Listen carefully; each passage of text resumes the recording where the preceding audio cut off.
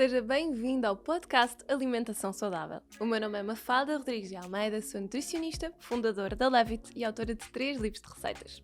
Por aqui vamos falar de todos os temas quentes relacionados com alimentação saudável, nutrição e estilo de vida. Vou receber convidados especialistas em temas como a organização das refeições, as boas práticas para a redução do desperdício ou o impacto que a alimentação tem no crescimento e no desenvolvimento. Quero que este podcast venha simplificar as suas escolhas alimentares e que lhe dê as ferramentas necessárias para que tenha uma alimentação mais nutritiva e completa.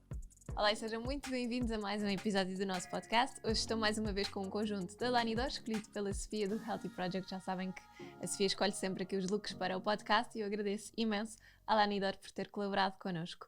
Hoje vou falar-vos um bocadinho sobre suplementos alimentares. Já tinha havido um episódio na primeira temporada onde falei um bocadinho sobre isso, mas gostava de voltar a este tema porque acho que nunca é demais falarmos sobre isso e porque realmente é uma coisa que constantemente vemos ser falada nas consultas, que vemos os suplementos serem recomendados por N pessoas diferentes, às vezes tomados um bocadinho de uma forma meio, eu diria, inconsciente, porque não sabemos muito bem o que é que estamos a fazer, quanto tempo podemos tomar, que tipo de doses, e é muito importante, primeiro, que os suplementos sejam usados para, como o próprio nome indica, suplementar alguma possível carência ou para nos ajudarem com alguma coisa que não esteja a funcionar muito bem, portanto, não tomarmos suplementos só porque sim, avaliarmos o seu enquadramento e a sua necessidade. E também tomarmos eventualmente aconselhados por algum profissional de saúde, não é? Não vamos tomar um suplemento sem haver uma necessidade e sem haver uma recomendação. Daí que seja sempre importante vocês perceberem se as vossas análises estão com alguma carência que justifica a suplementação e tentarem perceber se realmente isso poderá ser interessante para as vossas necessidades e para aquilo que o vosso corpo pede. Acho que é muito importante também percebermos que os suplementos alimentares são categorizados como géneros alimentícios que se destinam a complementar um regime alimentar, ou seja, eles não são enquadrados como se fossem medicamentos e é por isso que acabamos por ter uma legislação um bocadinho menos rígida, digamos assim, acabamos por conseguir muito mais facilmente comprar suplementos e tomar de forma livre do que acontece com os medicamentos. É muito por causa disso que acontece. Mas eles têm muitas vezes substâncias ou nutrientes concentradas com um efeito nutricional ou fisiológico que no fundo acaba por ser um bocadinho mais, não é terapêutico, é mais considerado um efeito nutricional, mas que na realidade acaba por poder vir, no caso das vitaminas e sobretudo na vitamina D, nossos ácidos gordos ômega 3, etc., que suplementamos muito, acaba por ter um efeito terapêutico também, mas de uma forma um bocadinho diferente, não é? Os probióticos, que acho que é o suplemento que eu mais recomendo, que acaba também por ajudar a ter um efeito de tratamento intestinal e que convém ser tomado com muita conta, peso e medida. Acho que é muito importante também categorizarmos um bocadinho os suplementos, portanto, podemos considerar 3 grandes grupos de suplementos alimentares. Temos o grupo das vitaminas e minerais, plantas e extratos botânicos e depois temos um que são, assim, outras substâncias, um bocadinho mais abrangentes. Existe ainda uma categoria de produtos fronteira que podem estar simultaneamente definidos como medicamentos e suplementos alimentares, que é o que acontece, por exemplo, com a glucosamina, a melatonina, o ginkgo biloba, por exemplo, que são alguns que nós vemos em fórmulas de medicamentos, mas depois também aqui nos suplementos. Os suplementos, como eu vos dizia, então, não são medicamentos, apesar de serem comercializados com formas de apresentação, por exemplo, cápsulas, comprimidos, pozinhos, etc., aquilo que nós estamos habituados geralmente a ver com a medicação, e, portanto, é importante percebermos que a regulação da venda, o fabrico, as alegações da suplementação é feita pela Direção-Geral da Alimentação e Veterinária, diferente aqui do Infarmed, e é exatamente a mesma entidade que regula qualquer alimento. Por isso, como vos digo, nós temos que enquadrar os suplementos como se fossem alimentos que estão ali com um efeito um bocadinho mais de complementar estas nossas tendências. Então, tentámos fazer aqui uma pesquisa em equipa aqui na Levit para tentarmos perceber quais é que eram as tendências de consumo de determinados suplementos e eu quis trazer, obviamente não conseguia falar de todos, mas quis trazer algumas tendências e depois falar um bocadinho sobre eles. Então, o consumo de suplementos tem vindo a crescer muito na maior parte dos países assim, ocidentais, representando atualmente uma das maiores preocupações na área das ciências do desporto. porque como vocês devem imaginar, então no desporto, não sei se estão por dentro deste mundo, mas quem já teve assim algum contacto, quem vai ao ginásio, quem tem algum contacto com os ginásios, vemos uma recomendação de suplementos muito, muito grande e muitas vezes completamente infundada, e eu às vezes vejo em consulta pessoas que estão a tentar perder peso e que me falam na recomendação que lhes fizeram a nível em contexto desportivo, de suplementação de proteína, por exemplo, que é uma coisa que eu recomendo logo, calma aí, primeiro vamos lá com a alimentação e depois logo vemos se há essa necessidade ou não, ok? Porque, como vos digo, suplementação é eventualmente para suplementar alguma carência. Se eu quero perder peso, não tenho carências, tenho pelo contrário que reduzir algumas coisas, melhorar a qualidade da minha alimentação. Lá está, eventualmente posso ter carências de algumas vitaminas porque não como de forma adequada, mas isso não quer dizer que preciso de suplementar proteína só porque comecei a treinar, ok? Então é muito importante percebermos isto. E este facto nós verificamos sobretudo nos Estados Unidos, onde estes suplementos a nível desportivo são muito, muito recomendados, mas tem vindo a expandir-se um bocadinho pela União Europeia toda de uma forma geral. E as principais razões que levam a esta tendência a recorrer ao consumo de suplementos alimentares é a ocorrência da melhoria do rendimento desportivo, a procura do emagrecimento, procura de massa gorda, etc. E por isso é que vemos também muito associado ao treino a venda de CLA, de L-carnitina, que tem muita falta de evidência científica, e por isso é que vos digo, cuidado com os suplementos que escolhem. Independentemente da eficácia destes suplementos, a verdade é que o consumo dos suplementos cresce e isto deve-se muito a motivos socioculturais. Portanto, as pessoas recorrem a este tipo de produtos como uma forma de combater potenciais erros alimentares e às vezes eu até vejo isso, por exemplo, com a suplementação de multivitamínicos, numa pessoa perfeitamente saudável e que até tem uma alimentação equilibrada, mas que tem medo que falte alguma coisa. Quer dizer, o que é que poderá faltar nestes casos, não é? Então, na sociedade atual há uma necessidade de promover os fatores essenciais à saúde, havendo, portanto, esta regularidade no recurso dos suplementos, um bocado para equilibrar o nosso estilo de vida e para nos tornarmos mais fits, digamos assim. O consumo de suplementos alimentares tem vindo então a aumentar de forma consistente. Estima-se que aproximadamente 50% a 70% das populações façam suplementação rotineiramente e quase metade o faça regularmente. E quando digo regularmente em vez de nós fazermos uma suplementação de complementaridade, que normalmente é ali uma duração de 3 a 6 meses, fazemos isto todos os dias durante 1 ano, 2, 3, 4, sem parar. Segundo os estudos que têm saído, houve um estudo chamado NHANES, tem o nome um bocado estranho, não precisam de fixar o nome, mas foi o maior estudo realizado avaliando a prevalência do uso de suplementos. Eles são os mais consumidos no mundo, são multivitamínicos e multiminerais, por exemplo, muitas vezes eles estão até combinados. E houve outro estudo nos Estados Unidos, muito parecido, que revelou que entre os suplementos mais popularmente consumidos se encontravam os tais multivitamínicos e multiminerais, a vitamina D e C, proteínas, cálcio, vitaminas do complexo B, ácidos gordos ômega 3, chá verde, magnésio, probióticos, ferro, vitamina E e ainda a curcuma.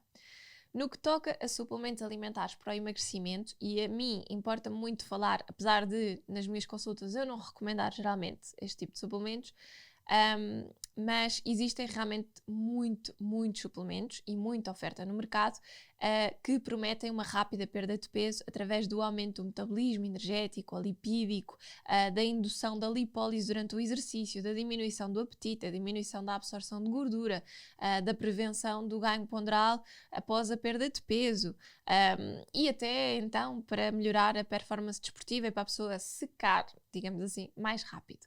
O estigma social da obesidade, o fácil acesso, a publicidade massiva, a pressão social, às vezes até de amigos, por exemplo, que tenham perdido peso ou colegas de trabalho, etc., e que pressionam muito para este tipo de coisas. A solução fácil que é nós tomarmos alguma coisa que nos ajuda a perder peso mais rapidamente, sem termos que mudar muito a nossa alimentação, não é? Sem termos que fazer o esforço.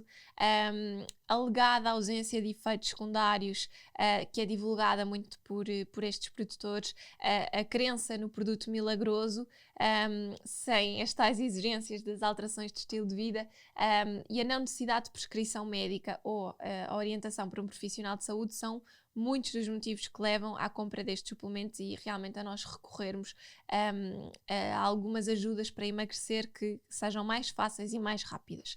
Dentro destas categorias de suplementos, o que é que nós temos? Temos então, maioritariamente, os inibidores de apetite mecânicos, que basicamente fazem com que aumentem a capacidade de absorção da água, aumentam o volume e viscosidade e, portanto, vão expandir e ocupar maior volume no estômago e, portanto, assim acabamos por sentir mais, parece que o estômago está mais cheio, portanto, temos menos apetite. E isto é muito usado, por exemplo, com glucomanano e com goma de guar. Inclusivamente, a goma de guar, por exemplo, também é muito associada a suplementos para a regulação do intestino, porque é uma fibra e que ajuda muito a aumentar o bolo fecal. Então, acaba por ser muito usada nisso também, porque lá está, retém muita água. Temos também, como dizia, os inibidores da absorção de gorduras, que no fundo vão reter a gordura na sua superfície e, portanto, tornam as fezes muito oleadas. Então temos, por exemplo, o quitosano, o nopal e o cálcio. Temos ainda os inibidores da absorção de hidratos de carbono, que basicamente alegam que conseguem reter os hidratos de carbono e nomeadamente os açúcares. E um deles chama-se fisiolaminas, que é um extrato de alguns tipos de feijão. Temos os laxantes, que são muito usados porque as pessoas acreditam que tendo um trânsito intestinal mais rápido acabam por conseguir isso. Os mais comuns nestes casos são a cáscara sagrada e o SEN, que, atenção, têm um efeito altamente dependente e, portanto, o intestino pode já não funcionar depois da utilização dos mesmos ou funcionar a muito custo.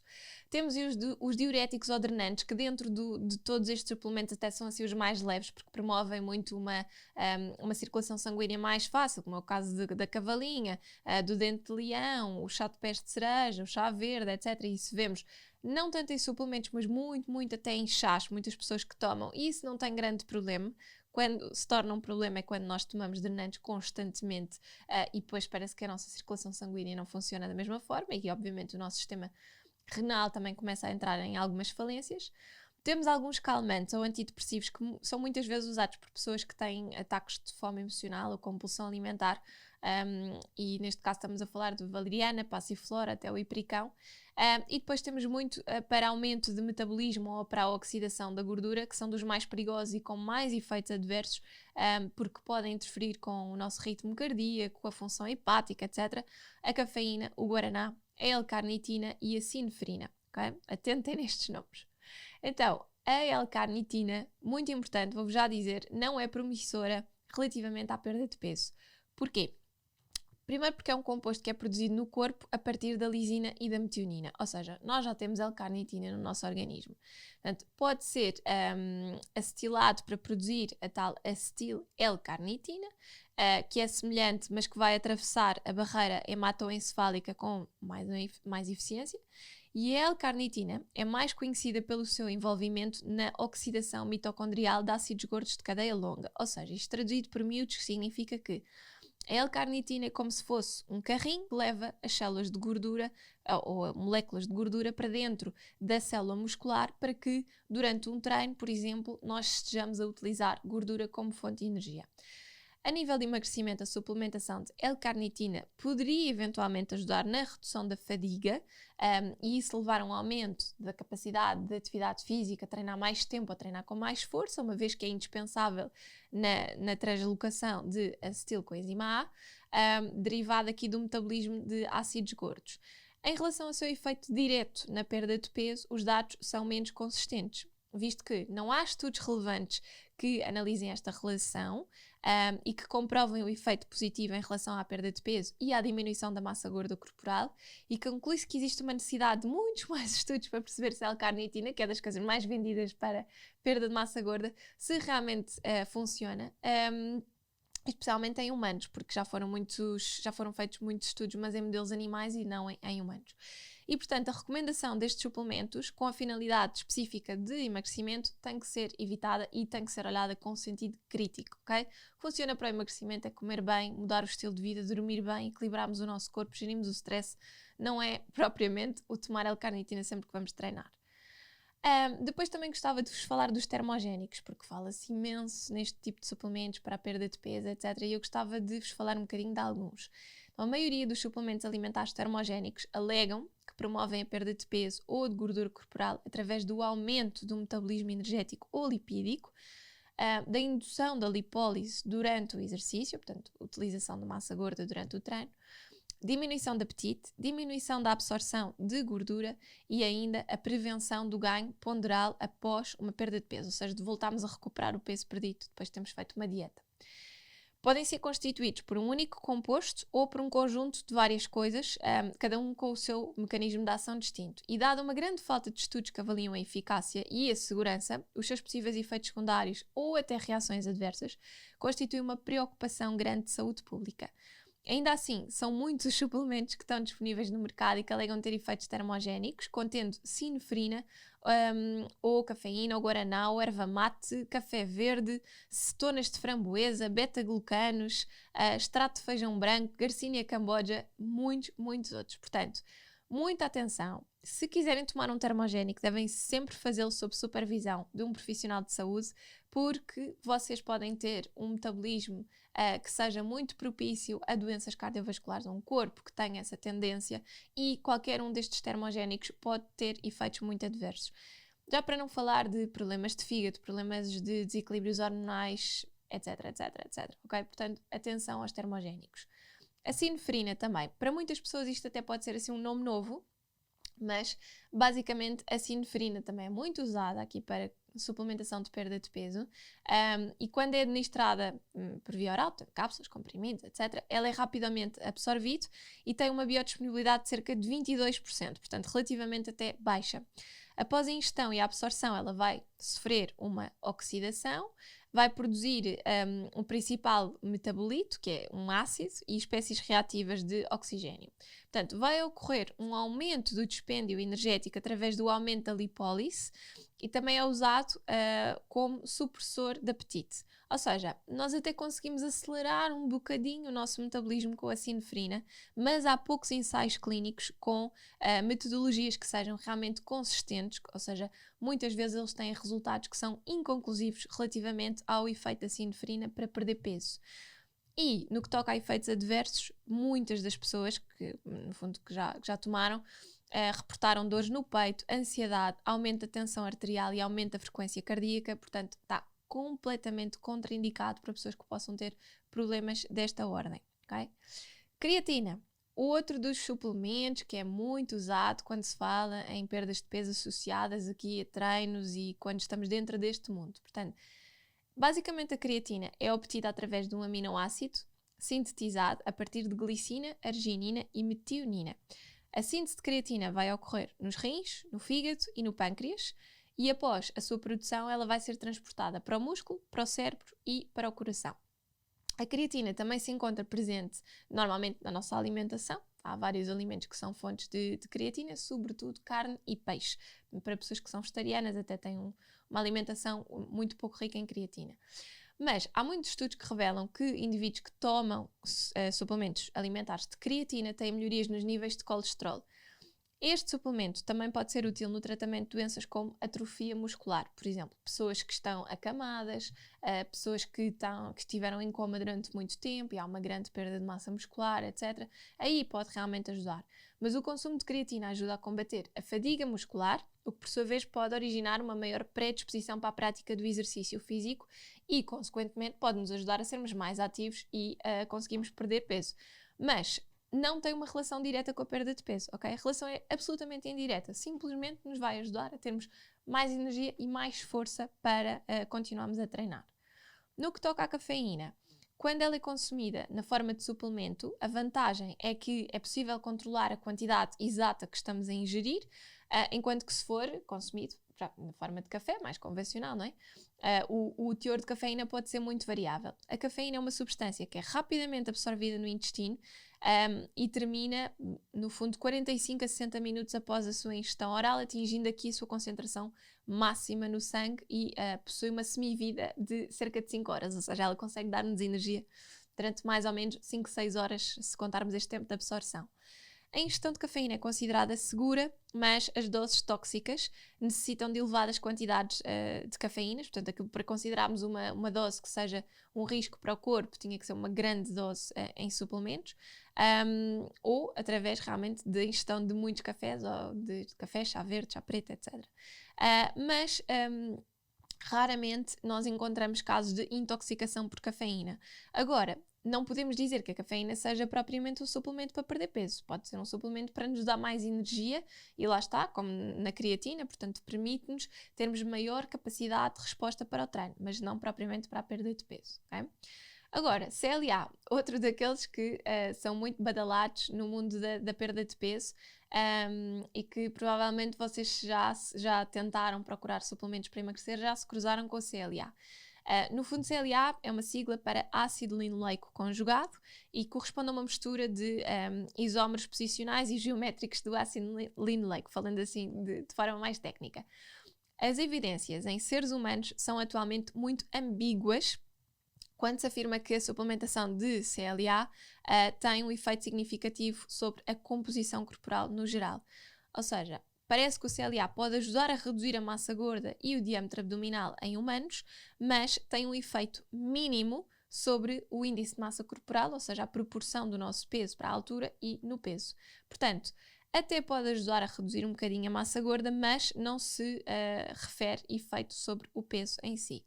E em relação ao uso do CLA, verificam-se alguns efeitos positivos em alguns estudos, porém ainda inconclusivos. Contudo, alguns efeitos colaterais foram também encontrados, por exemplo, a toma de CLA prolongada pode aumentar a resistência à insulina, pode aumentar a glicemia em jejum e também a insulina em jejum. A elevação da peroxidação lipídica e a redução de HDL em indivíduos que possam ter síndrome metabólica. Isto significa o quê? Que se nós até estamos a tomar CLA durante muito tempo para tentarmos perder peso, podemos ter o efeito completamente ao contrário, que é começarmos a desenvolver uma maior tendência para ser cada vez mais difícil conseguirmos perder peso e regularmos o nosso apetite, ok? Perigoso.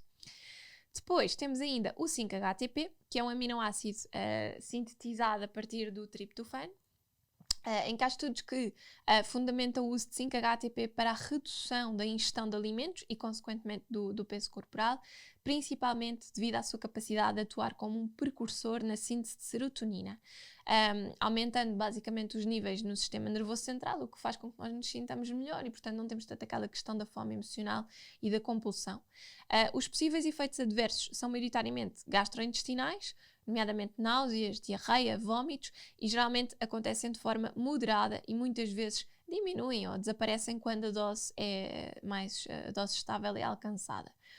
Geralmente, as doses de 5-HTP que nós encontramos, de 200 a 300 mg, são bem toleradas, mas ele é encontrado em altas concentrações também nas sementes de Griffonia simplicófila, que é um arbusto tropical da África Ocidental e, portanto, muitos suplementos têm esta origem. Depois, os BCAAs também são muito vendidos, tal como o CLA, os BCAAs também são muito recomendados no que toca à parte desportiva. Os BCAAs, no fundo, são aminoácidos de cadeia ramificada, portanto, são aqui um conjunto de alguns aminoácidos que, no fundo, são a leucina, isoleucina e valina. É possível verificar algumas incongruências no resultado dos BCAAs em diversos artigos científicos, o que pode indicar um baixo nível de significância em relação à suplementação aqui de BCAAs. Eles estão entre os mais populares na suplementação assim, mais vendida para a gestão do peso, mesmo não sendo reconhecidos como efetivos pelo American Dietetic Association, a Canadian Dietetic Association e o American College of Sports and Medicine, porque são classificados como aqueles que não desempenham as funções que alegam, ou seja, a dita banha da cobra. Podem ser interessantes, por exemplo, para complementar uma alimentação vegetariana ou vegana que, eventualmente, possa não ter todos os aminoácidos que são necessários, mas realmente, de resto, não tem assim grandes efeitos, pelo menos até agora, comprovados, ok? Depois, existem também algumas plantas que gostava de vos falar que têm alguns efeitos no controle, com efeitos fitoterápicos, como vos dizia, então no controle da obesidade. Então gostava de vos falar um bocadinho da goma de guar, porque como vos dizia, nós encontramos muitas vezes a goma de guar associada a suplementos para o intestino. A verdade é que também conseguimos encontrá-la também para questões mais associadas ao peso. E a goma de guar basicamente é extraída a partir de umas sementes, portanto é uma fibra, e pode ser usada em muitos produtos, até inclusivamente farmacêuticos, no fundo para ajudar com textura. No que diz respeito ao excesso de peso, os componentes interessantes são os polissacáridos que provocam no estômago um aumento do volume e, portanto, confere uma maior sensação de saciedade. O guar vai apresentar uma textura viscosa e possuir uma ação ligeiramente laxante, então um laxante muito suave, que ajuda a retardar também a absorção de gorduras e de alguns hidratos de carbono. É contraindicado na estenose esofágica e pilórica e na oclusão intestinal, ou seja, pessoas que já tenham, por exemplo, alguma obstipação já há algum tempo, isto ainda pode agravar mais. E os efeitos adversos podem ser sobretudo desconforto e dor abdominal, assim como a ocorrência de flatulência muito frequente, diarreias e náuseas. Okay? Atenção a isto. O chá verde, claro, não podia não falar do chá verde, que é uma das plantas mais usadas nestes casos, portanto é uma planta que é muito badalada. Os compostos das folhas da planta incluem os polifenóis, portanto é muito conhecido também pelos seus efeitos antioxidantes. Temos os alcalinoides também, ou os alcaloides, neste caso, óleos essenciais, polissacáridos, aminoácidos, muita coisa boa dentro desta planta do chá verde, e as substâncias como os flavonoides são capazes de atuar sobre o sistema nervoso simpático, que regula a termogénese e a oxidação lipídica, modulando a noradrenalina e estimulando estes dois mecanismos, o que vai ajudar a evitar o aumento do número e tamanho das nossas células de gordura e prevenir o depósito de gordura, promovendo assim uma regulação do peso. Muitos casos de hepatotoxicidade, ou seja, no fundo uma toxicidade a nível de fígado, pelo consumo de extrato de chá verde, foram reportados. E, portanto, muita atenção, o chá verde não é para suplementar ad eterno, nem para beber litradas a toda a hora, porque pode provocar aqui alguns problemas a nível de fígado. E os estudos, as revisões de literatura que nós conseguimos encontrar sobre isto, não indicam que o chá verde seja propriamente teratogénico, mutagénico ou carcinogénico. Okay? Os seus efeitos genotóxicos ou toxicidade no desenvolvimento são pouco relevantes, embora alguns estudos mostrem que realmente pode ter então aqui este problema a nível de fígado. O consumo de chá verde deve ser suspenso durante a gravidez e durante a amamentação. Isto é muito importante, por exemplo, para mamães que estão a tentar recuperar a sua forma física, de forma a evitar aqui alguns efeitos que nós não temos ainda dados concretos para reportar, não é? E, portanto, que nunca se sabe nestes casos. E também existem alguns efeitos adversos reportados pela questão da cafeína, não é? Obviamente, como a questão que vos dizia há pouco, de termos alguma tendência maior para sensibilidade cardiovascular, aqui pode não ser muito, muito interessante estarmos a fazer um consumo de chá verde muito grande. E depois também gostava de vos falar do aumento do consumo de suplementos durante a pandemia. Então, recentemente, devido à progressão da pandemia por Covid-19, em 2020 emergiu uma nova razão para a toma de suplementos alimentares e, de facto, nesta altura foi notável um aumento do interesse por compostos e alimentos potenciadores do funcionamento do sistema imunitário, tendo-se verificado também o aumento do consumo de alguns suplementos. E assim, uma das principais motivações realmente foi a imunidade, o reforçarmos as nossas defesas, e isso fez com que se aumentasse muito a venda de suplementos como vitamina C, D, zinco, selênio, curcuma, gengibre, o alho, o mel, a equinácea e o sabogueiro. Posso já dizer-vos que todos estes têm evidência científica, ok? Agora, devemos fazer suplementação? Acho que é muito importante, e já no início do episódio comecei por dizer isto, mas devemos sempre olhar com um olhar... Devemos sempre olhar para isto com um olhar muito crítico e percebermos se realmente nós temos alguma necessidade. Se nós queremos perder peso, porque é que devemos recorrer a ajudas de suplementação? A não ser que tenhamos algum dado de que nos mostra que o nosso corpo sozinho tem ali algum problema, alguma desregulação hormonal que é importante corrigir, se calhar não vai ser uma suplementação de chá verde ou de CLA que me vai ajudar a resolver esse problema. Eu devo mudar os meus padrões alimentares, se calhar melhorar os meus padrões de sono, começar a fazer exercício físico, e tudo isso vai regular devagarinho, e se for necessário, obviamente, alguma medicação e acompanhamento mais profissional que me vai ajudar a regular o meu corpo. Portanto, é muito importante percebermos se nós realmente temos doenças específicas. Claro que faz sentido fazermos uma alimentação que reforce as nossas defesas e eventualmente suplementarmos algumas vitaminas ou minerais. Eu próprio fiz e faço todos os invernos vitamina D e ácidos gordos ômega 3, porque reconheço a importância e porque realmente trabalho sentada o dia inteiro, fechada, e portanto não apanho assim tanto sol no inverno e considero realmente pertinente. mas se calhar não é uma coisa que faça muito sentido estarmos constantemente a tomar. Como vos dizia, os probióticos são dos suplementos que mais recomendo, e não recomendo uma toma eternamente. Normalmente é 1 mês, 2 meses, eventualmente, se enquadrar considerando a pessoa que tenho em consulta, mas não mais do que isso. E acho que é muito importante nós percebermos realmente, então, o que é que nós devemos, como é que nós devemos encarar isto e se faz sentido realmente nós estarmos especificamente a tomar. E outra questão também é a segurança dos suplementos. Então, eu falei-vos aqui de vários suplementos que têm realmente estudos que comprovam a sua eficácia, mas muitos deles que têm efeitos secundários reportados. Então, os suplementos, ao serem ingeridos sem necessidade ou em doses elevadas, por exemplo, pessoas que não respeitam a dose que está recomendada por embalagem, e isto também é muito importante referir, um profissional de saúde pode-vos recomendar uma determinada marca e vocês recorrem a uma marca mais barata. Muito importante que devem lembrar-se de adequar a dosagem. Se no suplemento A, que vos foi recomendado, eram 3 comprimidos por dia, se calhar o suplemento B vocês devem ir ler adequadamente as instruções e perceber se a dose é exatamente igual, para perceberem se a dose vai ser igual, ou até perguntarem a quem vos recomendou em primeira instância, não? Olha, esta marca, qual é que é a dose que eu devo fazer? Isso é muito importante, porque senão nós podemos começar a ter efeitos adversos de toxicidade porque estamos a abusar na dose por termos ido para uma marca diferente, ok? Então é muito importante isso. E à parte das preocupações relacionadas com a quantidade, a segurança dos mesmos depende muito também então desta dosagem. Elevadas doses podem provocar a tal toxicidade, sobretudo a nível do fígado, e alguns efeitos pode ser, por exemplo, imaginem, o excesso de cálcio e vitamina D pode aumentar o risco de pedras nos rins.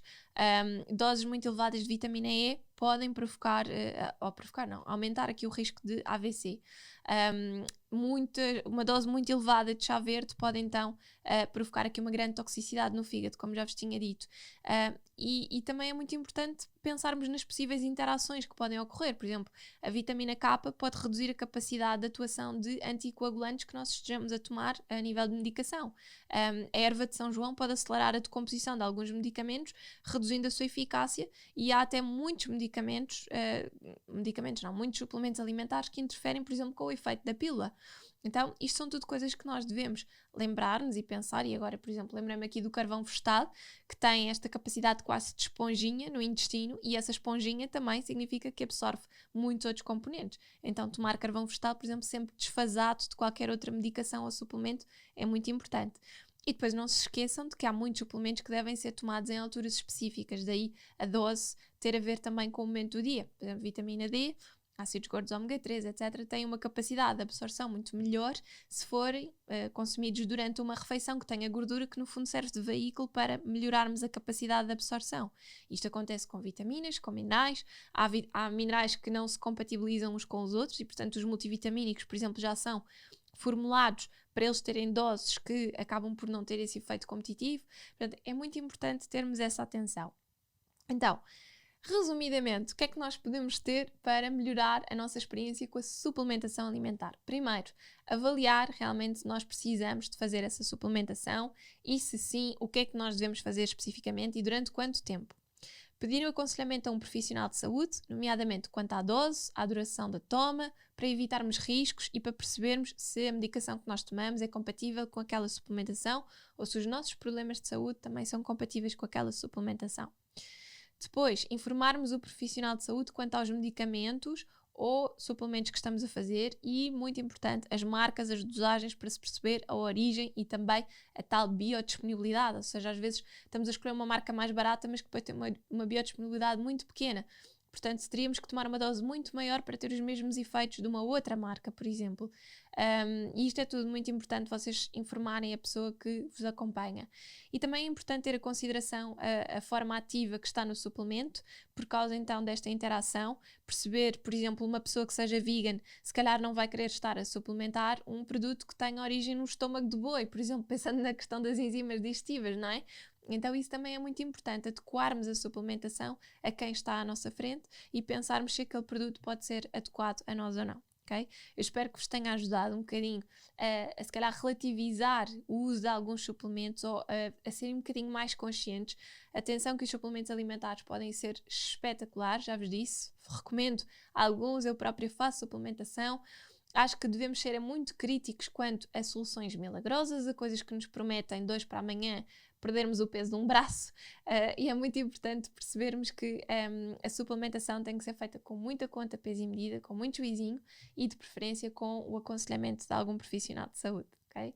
Eu espero que vocês tenham gostado deste episódio. Já sabem que se foi útil para vocês, se é uma coisa que vocês gostem, se continuam a acompanhar o nosso podcast, agradecemos imenso o acompanhamento que nos podem dar e o apoio que nos podem dar através do Patreon.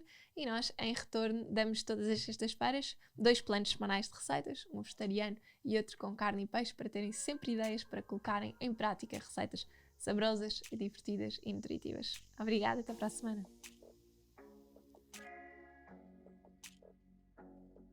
Se gosta dos conteúdos que vê por aqui, o Patreon é a melhor forma de nos apoiar. Ao subscrever este serviço, pode ficar com acesso a conteúdos exclusivos. E o que é que lhe posso prometer? Um acesso a uma newsletter todas as semanas, com um plano semanal de receitas vegetariano e outro com carne e peixe. O que é que isto lhe vai permitir? Variar as suas receitas diárias lá por casa, fazer com que a alimentação seja mais saudável e não ter aquela sensação de cansaço de já não sei o que é de fazer.